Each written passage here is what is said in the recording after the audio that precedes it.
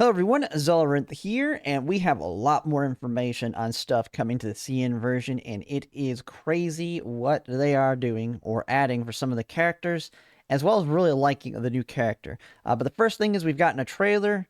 We've got two of them, I believe, here. There's one that came like a couple days ago. It was too small for me to really do a full video on it, so I thought I'd just wait till we got her kit. But we have VSK94 kit. We have Vepley's expansion key. Sharkry's getting her expansion key. A lot of great stuff coming up. So let's just get right into it. Let's watch this first trailer here for her.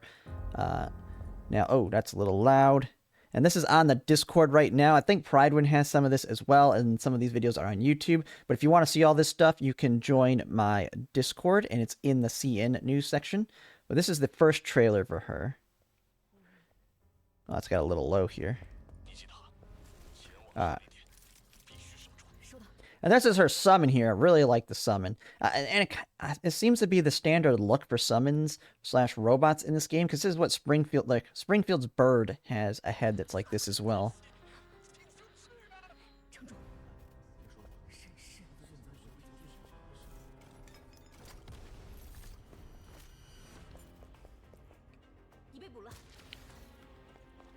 Yeah, it's going to be great. And this is going to make it where you don't feel like any content that requires that 6th character, like the last platoon boss, this summon's going to count for that. So you don't have to use Papa Shah, you can use her instead.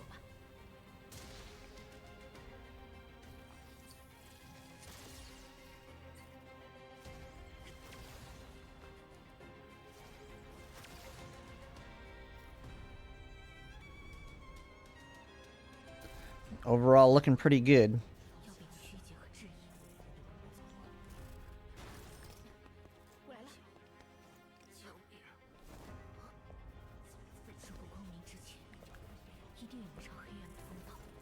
They've captured her.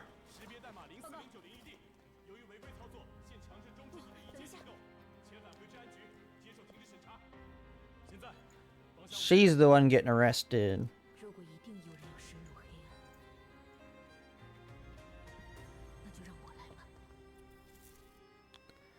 What in the world's going on here?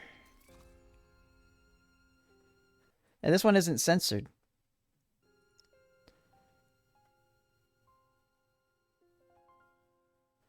Is that it for the trailer, or is it? Oh, yeah, just one of her. It's here. Heck yeah, getting another summon unit. Alright, so that's that. Let's go here. So here's some of the stuff.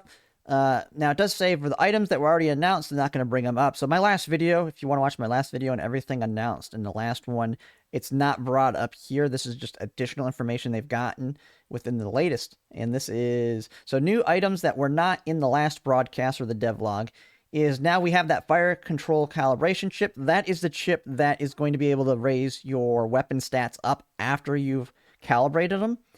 We do know the cost now is going to be 50k gold per use. Now, if you remember, these chips do very little improvements. I think it's 10% improvements per time. So if you don't have good RNG rolls on the attachment, it's going to get quite expensive to slowly upgrade this. But, I mean, it's permanent upgrades. And from what I can tell, you're going to be able to max out the stats on it. But not just that. There's this section right here, which to me is really key, because I didn't think this was true with the broadcast. And I could be misreading this. Let me know in the comments if I am. But this is saying, if used on a stat that does not have a maxed out min stat, it prioritizes maxing out the min stat before enhancing the calibration. So as you know, when you're pulling your attachments, you have your first starting stats. That is your minimum stat. That's where it starts. Then you calibrate it, and it gives you a 0 to 200% bonus to that minimum stat. What this is saying, and from what I understand, is this is actually going to be able to increase both your minimum stat that you get when you farm the attachments, and then after that, it'll start maxing out your calibrated stats that increase your min stats. To me, that means once you get a piece that has perfect, that has the perfect stats on it. So, like for most of your DPS, you want crit, you want the crit rate, attack damage, and attack. or attack damage percent and attack. Once you get that piece, you don't even need to pay attention to the min stat as much, because you can actually max out your min stat through these chips. So you max out your min stat, then calibrate it, and after you calibrate it, use these chips to max out their stats. With that, that means you can actually get a perfect piece for your unit. That means for your Clue, we'll just use Clue as an example. Say you did, like, you're heavily wanting to invest in Clue, you can get all of her attachments. Once you have the right stats for those attachments, you can invest all of these calibration chips in to make her weapons and stuff have perfect stats on them, meaning you cannot get any better than that RNG wise. That is huge, because that's one thing that I don't see with a lot of gotchas, is where you can be finally done with the grind on a character. If you play anything like Honkai Star Rail or any of that, you can always get slightly better pieces through running. And with this, you can heavily invest in a character and actually be done with that character. That character is fully maxed out on their stats until they come out with another set maybe that makes them better, and then you have to grind for the next set. But this does mean that you can make a perfect piece, which is great. Now, I'm going to guess these fire control calibration kits are not going to come easy for free to play. We'll probably get like maybe 6 or 7, maybe like 6 per patch. Who knows? I don't know. But they'll probably be just like the other ones, where you're not going to get a crap ton of them. You're not going to be able to max all your character's pieces out unless you spend, because I guarantee you these are going to be in the shop boxes as well. So we have the boxes that give the precision chips. I guarantee you an option in those is going to be these fire control calibration chips, which means, yes, your whales are going to be able to max out their characters a lot easier and a lot quicker.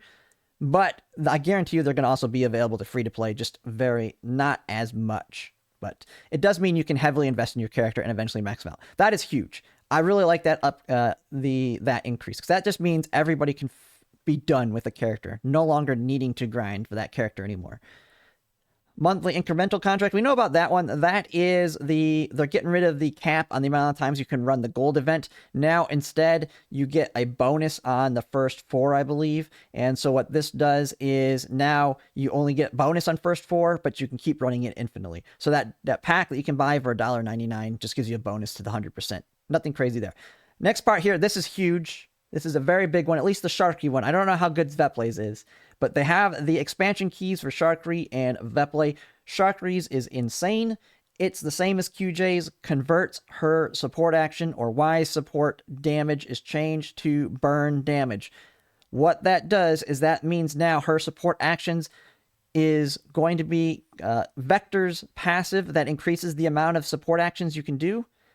It impacts Sharkry as well. And I think Sharkry can do 3, if I'm not mistaken. It's 3 or 2 or 3, I can't remember. But with a Vector V1, that means now your Sharkry can counterattack 4 to 5 times. Your QJ can counterattack 6 times. I mean, Burn Team is all about support actions. That's huge. That brings Sharkry up huge. That's going to bring her back into the spotlight again. Like, she kind of fell off a little bit because you kind of already were getting a full Burn Team without her. If you had Pari, Chahua, the shotgun fire lady, you have QJ, you have Vector. Like, Sharkry was actually kind of getting ready to fall off in terms of, hey, I've already got a full team of elites. This one, to me, will bring Sharkry above Pari. Like, Pari was all right, but I think this is going to make Sharkry actually better than Pari, because now she can have additional support actions. Massive for her. Vepley's, I don't know. I kind of have to run the numbers and kind of see what other people think on this one. Vepley's attacks ignore 15% the target defense. If they have movement-related debuffs, which they will with Vepley. Vepley easily puts those on them. Ignores additional 15% defense, so she's going to have a default 30% defense ignore. And then inflicts stun and vulnerability over 2 turns to enemy units hit by all-out performance. So she has an easy way to put vulnerability 2 and stun on them, and that's an AoE. So very good CC on her. I don't know the value of this yet, but stun is huge. And when we see with other stuff, I feel like they are going to start adding content that requires CC. And if that's the case, this is a really big buff for her. We'll just have to see. Then we got a new weekly box added. Log in weekly to obtain random rewards, the chance to obtain targeted access permissions. So this, I think, is just like the weekly one. And we'll see here in the video. It's going to show everything in the video that we're talking about here. Collapse pieces and more. You're guaranteed a target access permission after 3 boxes. After 6, you're guaranteed 300. So since this is weekly, it's basically every 6 weeks you're getting 3 pulls guaranteed, is kind of what I'm seeing there. So just some more pulls. Nothing crazy, but 3 pulls every 6 weeks on top of what we're already getting. That's nice there. So just a little bit more for your free to play in terms of pulls. And then we have, I mean, this is their banners they have here, I think. Yeah, this is, can I even zoom in on this? Oh, it won't let me zoom in on Discord.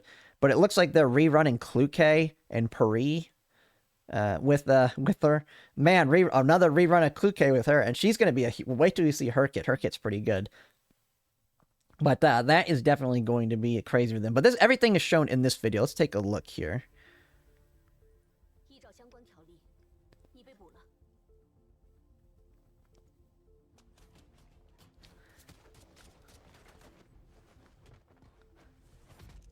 I mean, the animations are great there.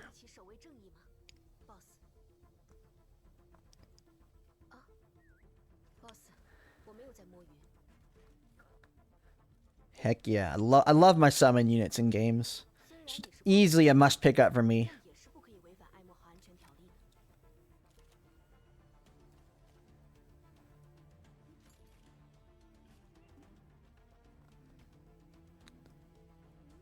I mean, don't one of the other characters already do that too with the bear? Oh, this is her, and I mean, her skin is they're going into it with these skins. First you have Yuhi, and now her skin. I can see why they censored this one for CN. But holy crap.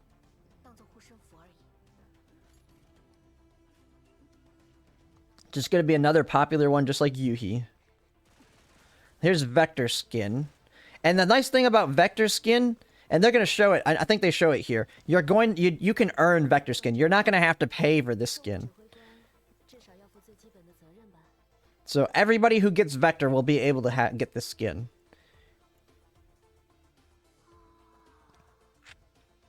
The nice thing is, Vector's like a core unit that a lot of people are going to be using for Burn Team. So you have that. You have her story. You have... Yeah, I mean, I can't read any of that, but it looks like her story is going to involve what we kind of saw in the trailer. We have Vampire Survivors coming back, or whatever they called it in the game, but it's basically the equivalent of Vampire Survivors.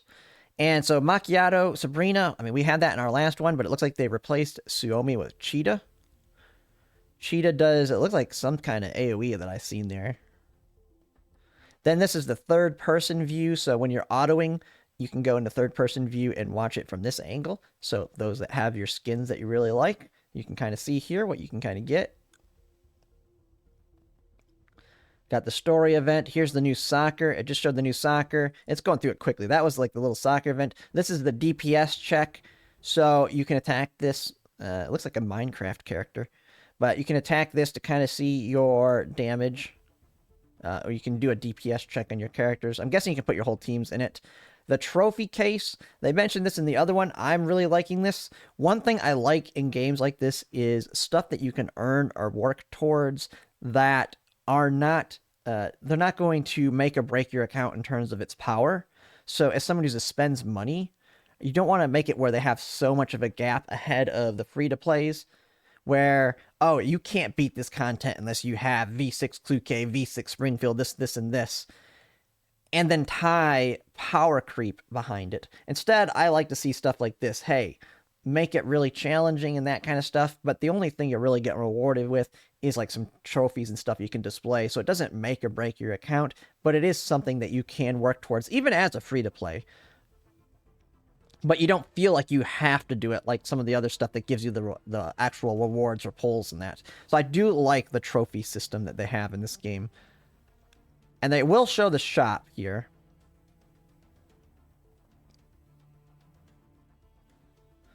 So when we've already seen a lot of these events, the repeatable ones that they bring back like every other patch. Now this is like their new achievement system that it looks like. You can see 0 out of 11, 0 out of 48, 97. And then you get these medals when you're doing them. So 100 for this one, 20 for that one.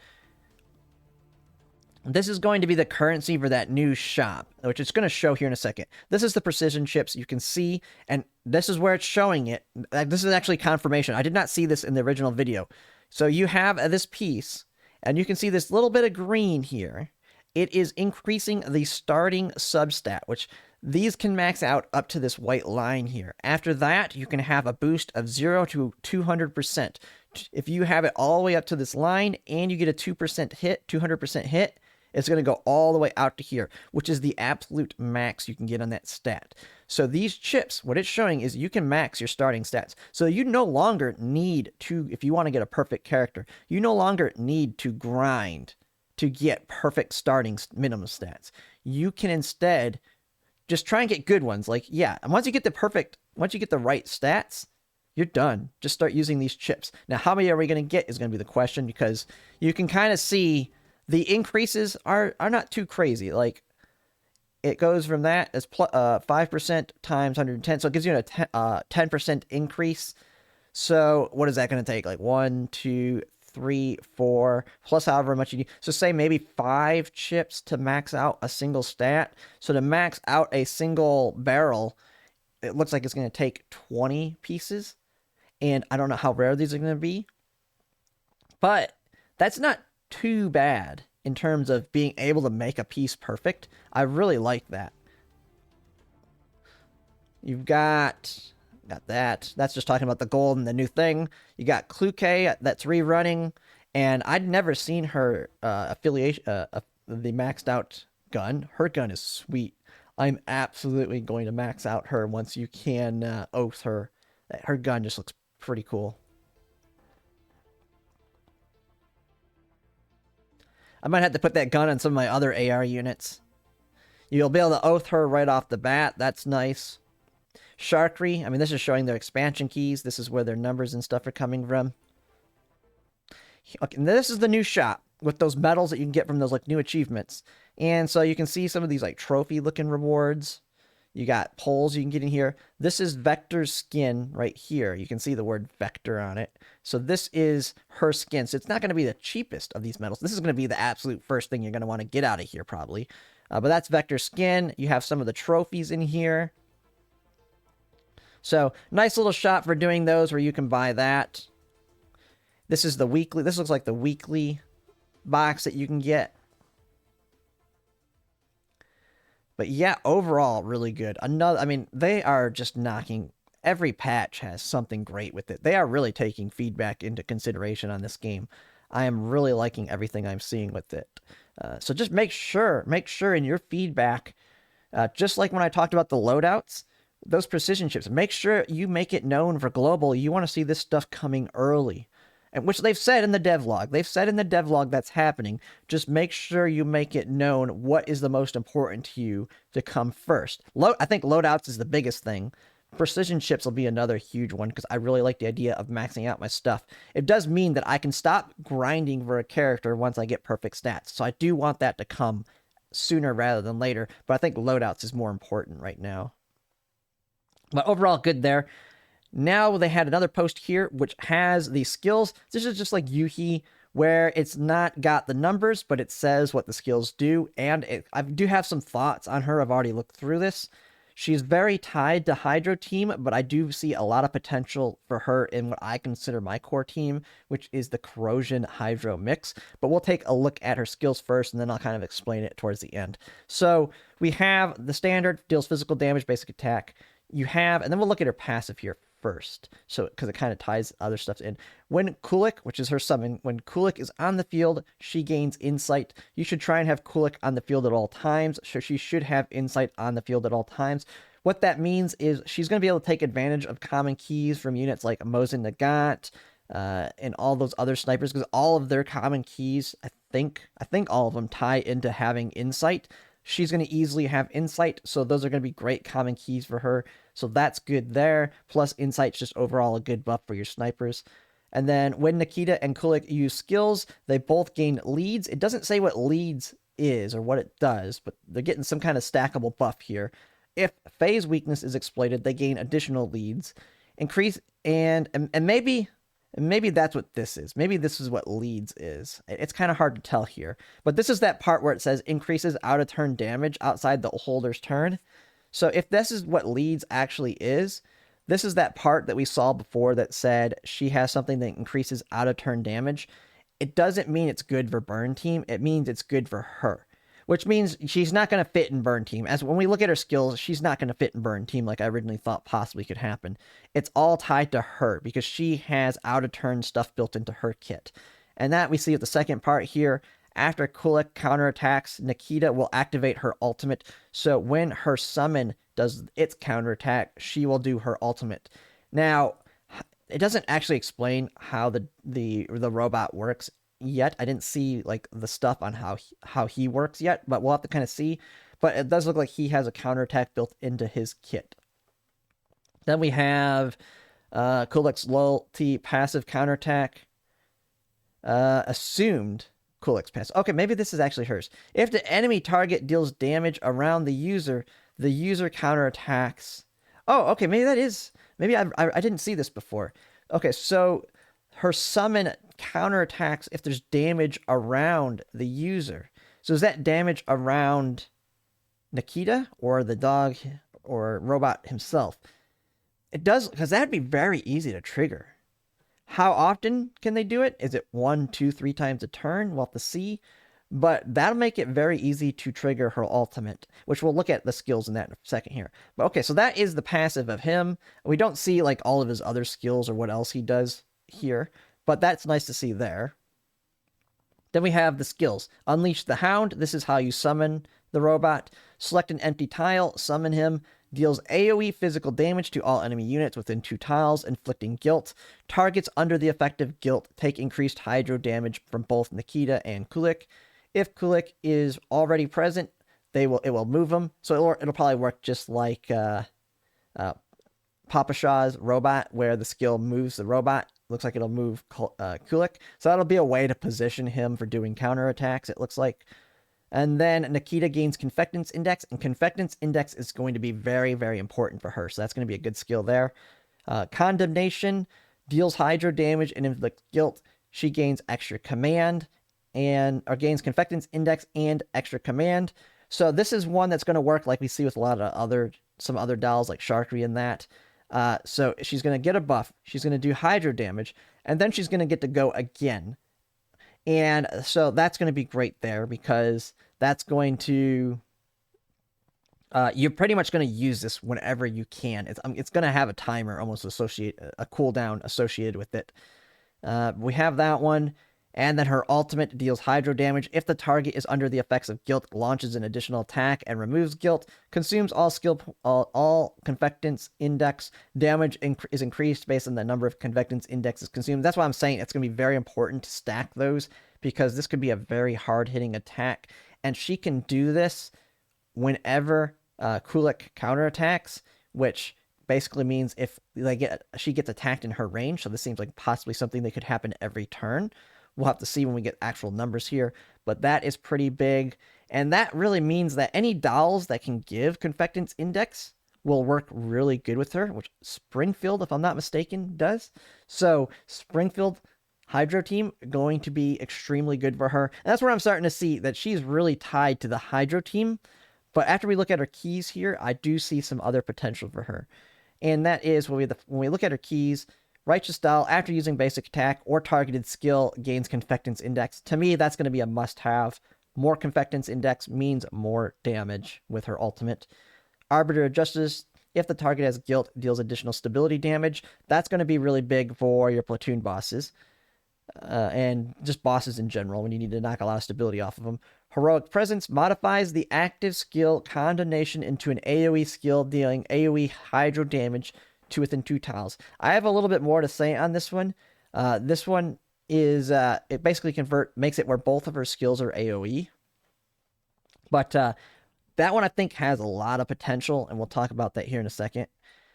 Judgment and Retribution. After using the active skill, Unleash the Hound generates Tideway tiles. This is going to be, to me, more situational, but making it where you can have the hydro tiles in the area will be good for certain scenarios, so that's useful. Intimidating Gaze. If the target is in stability break after being attacked, inflict fear to it. So this is really starting to get into that CC. And I feel like that their increased difficulty is not going to be just a really tough boss. I feel like it's going to be a lot of tough elites. Enemies that you're not going to kill very quickly, but that are not going to be as strong as a boss. Meaning they'll be susceptible to things like fear and stun, and you're not going to kill them in 2 shots.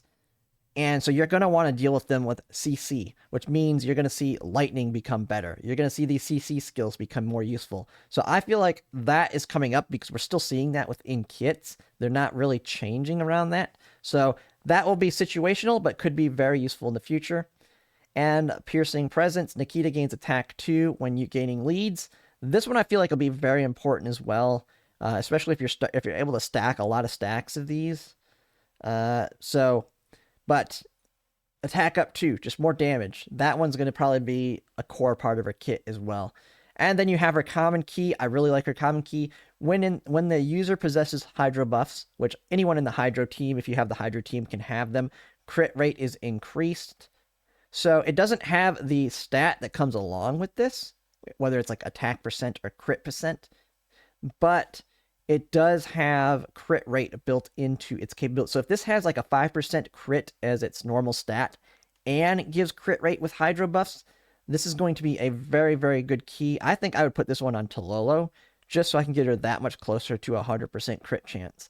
But, I mean, we have to see. It doesn't show like the substat on it. And then you have her Sniper. I think her Sniper is really good as well. At the end of action, grants the user and their summon damp, increasing their hydro damage dealt. That one right there tells me it's good for her, but also Springfield, because Springfield has a summon as well. Now, the rest of this doesn't really help Springfield, but this, to me, makes it automatically make it a good general weapon for hydro snipers with summons, because we already have 2 with summons. But that's great. Makes it where you can do more damage. Additionally, increases the damage dealt by ultimates. That's really tying it to Nikita, not Springfield, because she's going to be doing a lot of ultimates with her counterattack, with the summons counterattacks. And then you have the trait attacks partially ignore the target stability. If the user has insight, which she will very easily, further ignore additional stability. But the other part of this is going to make it a good generic sniper for all your snipers. Your Mosin Nagant, your Nemesis. I mean, you're even Macchiato. If you don't have their sniper, this is going to be a good sniper for them because their damage can ignore stability. And then depending on the units, I mean, like this isn't going to be good for Macchiato because her ultimate doesn't do damage. Mosin Nagant, if I remember, Mosin Nagant does. So, yeah, no other characters aren't going to be able to take advantage of everything here, but it seems like all snipers can take advantage of something in here. So, to me, this is a very good generic sniper overall. Very good for her, but a very good pickup just for your snipers in general, I think. Good for all of them to some extent. But yeah, that is her kit. And the last thing I wanted to bring up is when I was talking about this AoE and AoE summon. This is just me kind of theory crafting some capabilities of her. And one of the main teams that I want to build is I want to build the Corrosion Hydro team. And that is going to be Kluke, Parida, Mekti, Springfield, Tololo. And what's really nice about this is it's just really overall, really, really strong. You have Kluke, especially if you have V3 or higher Kluke, you have a lot of damage on the Corrosion side, and then you have a lot of damage on the Hydro side, and they're just really good at just wrecking enemies. And AoE in general can clear whole maps with Kluke, and then you can do a lot of single target damage with Springfield and Tololo. What this is telling me here is one thing Mekti has in her kit is she can convert AoE damage into corrosion damage. And so you can convert her second skill into AoE here. So both of her skills become AoE. So now you can have her basically be an in-between. She's going to be able to both do corrosion damage and hydro damage. And she has all these other little tiny things she's bringing. So I think she could potentially be a replacement in my corrosion hydro team for Parita. Parita does a lot of single target damage with her support actions, but I'm going to guess she's going to do more damage than Parita and be more valuable within that water corrosion team. And just having this mix of AoE as well as single target in her ultimate makes it where she can really kind of tie together that hydro corrosion team. That's just some of me theory crafting on her. We'll have to kind of see when we get the numbers, but I really like her kit, and she's going to be a must pick up for me. Now, it doesn't give any of her abilities her dupe spring. I'm assuming they'll be great as well. We'll kind of have to see there, but outright great character, must pick up. I mean, hydro corrosion is my core team that I am building. Burn team being my second, and Sharkry getting her expansion keys, just great. Like my teams are getting complete. Like the two main teams for me are getting all the best buffs right now. But overall, great character. Really liking her. We'll kind of have to see when we get the numbers though. But yeah, just let me know what your thoughts on her in the comments. Is someone you're looking forward to pulling in the future, or are you think you might want to skip her? I mean, she is really tied to her specific team. We'll have to see what her numbers are to kind of get a feel if she'll be good on her own like some other units are. But yeah, that's pretty much it. If you like my content, if you could like, comment, subscribe, it really helps. And thanks for watching.